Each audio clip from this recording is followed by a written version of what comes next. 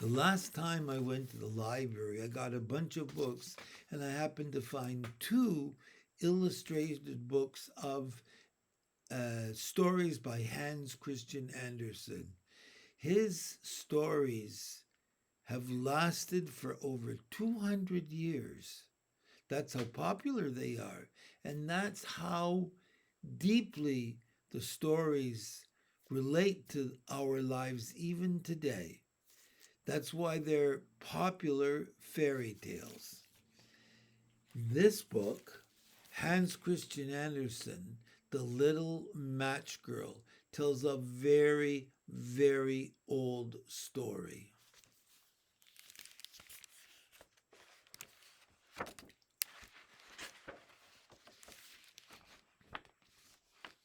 It was cold in the small, cramped attic of the tenement where a family of 5 children was at work making artificial flowers. The wind whistled through the room, try as they might to stuff the biggest cracks with rags and straw. One of the children, who had an especially graceful way about her, was sent out to sell flowers and matches in the city. It was late in the wintry afternoon of New Year's Eve as the poor little girl walked along the icy streets.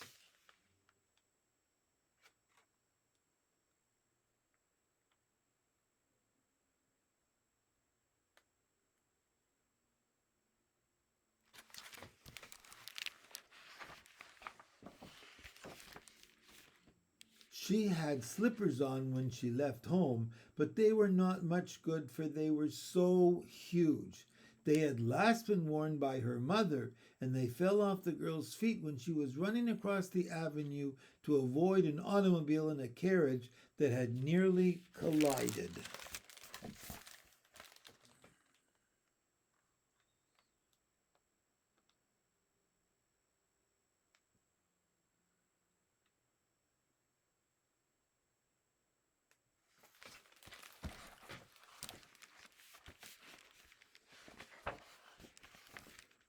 So the poor little girl went on with nothing but torn stockings on her numb feet. She carried a quantity of matches in a tray and the flowers in a basket. As she trudged along, she marveled at the many wonderful things for sale, things that the little girl could never have imagined. And there was a most delicious odor of roast goose in the streets, for it was New Year's Eve. She could not forget that.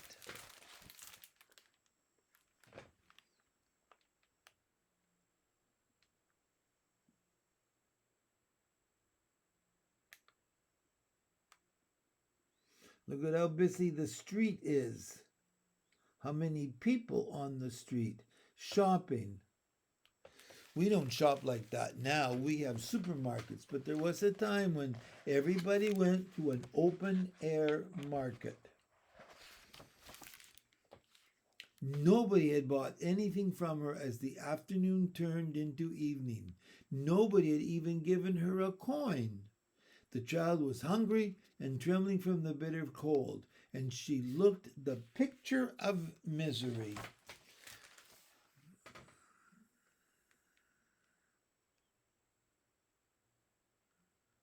See her there in the middle of the picture?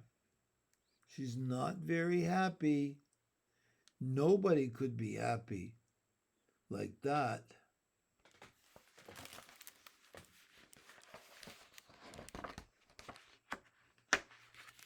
The little girl longed to go home, but she could not, as she had not sold any of her matches or flowers. Her father would beat her.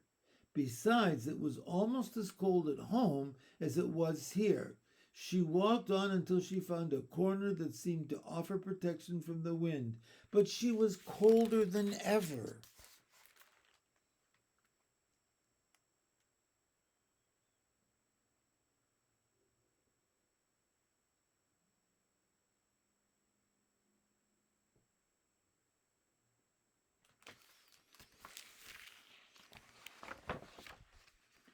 Her little hands and feet were almost stiff with cold. She thought perhaps a match would do some good, but did she dare take one from the tray and strike it on the wall to warm her fingers? She pulled one out, and with a rush, it blazed into life. It burned with a bright, clear flame, just like a little candle when she held her hand around it. It gave off a very strange light. Something mysterious and magical is going to happen, I think. Don't you?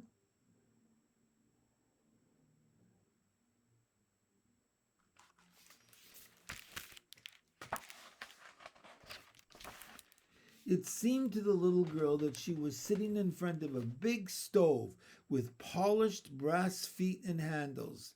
There was a splendid fire blazing in it and warming her so beautifully, but just as she was stretching her feet to warm them,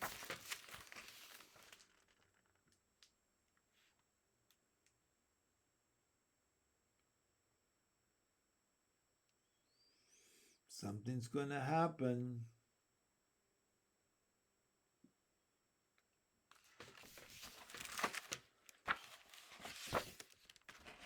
The blaze went out. The stove vanished, and she was left sitting with the end of the burned out match in her hand. That poor little girl, the poor little matchstick girl. No money, nobody buying her matches or her flowers.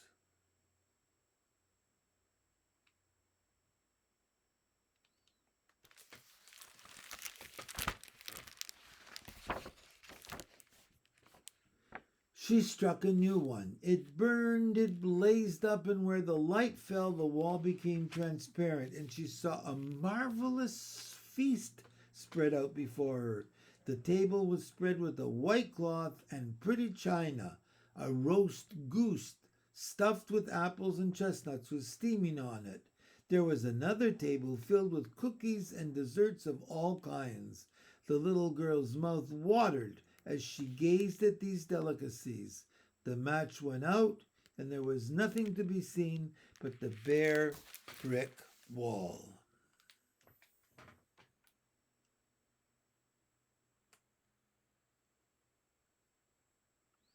Today we would say that her eyes were playing tricks on her.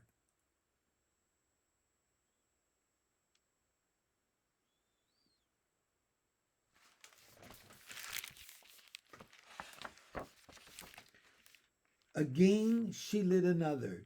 This time she was sitting next to a lovely Christmas tree, surrounded by beautiful clothes and toys, all the things she had seen only in shop windows. Thousands of lighted candles gleamed upon the tree's branches. The little girl stretched out both her hands toward them. Then out went the match. The Christmas candles rose higher and higher till she saw that they were only the twinkling stars.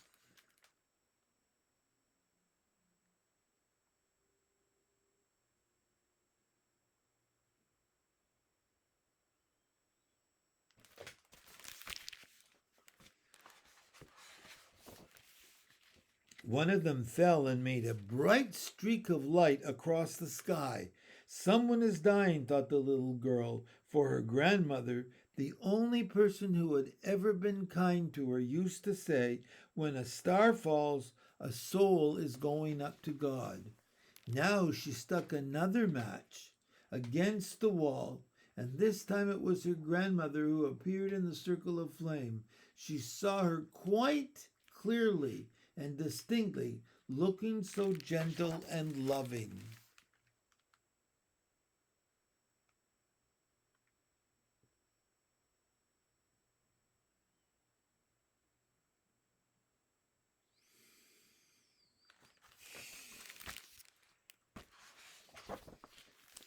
She lit still another one, and this time she was with her grandmother, just as they had been so many times before. How real it all seemed to be.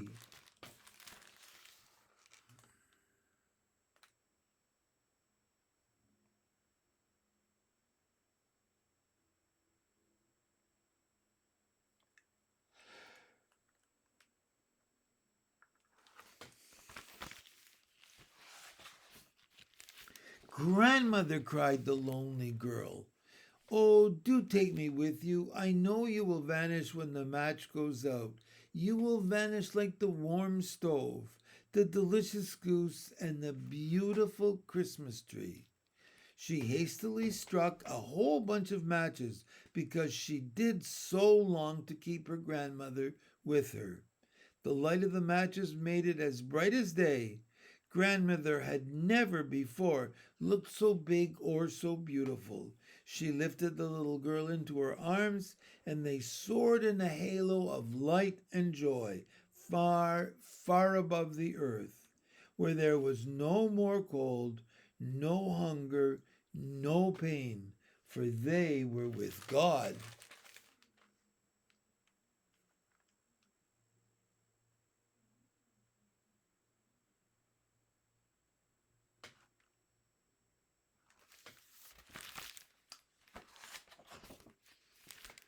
In the cold morning light, the poor little girl sat there in the corner with a smile on her face, dead, frozen to death on the last night of the old year. When the people of the city finally arose on New Year's Day, they discovered the little body still sitting with the ends of the burned out matches in her hand.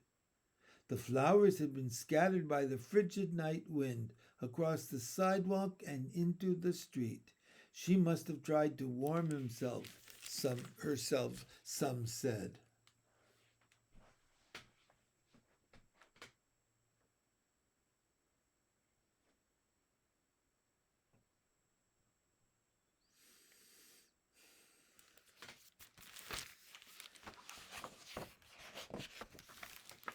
The end. It's a sad story.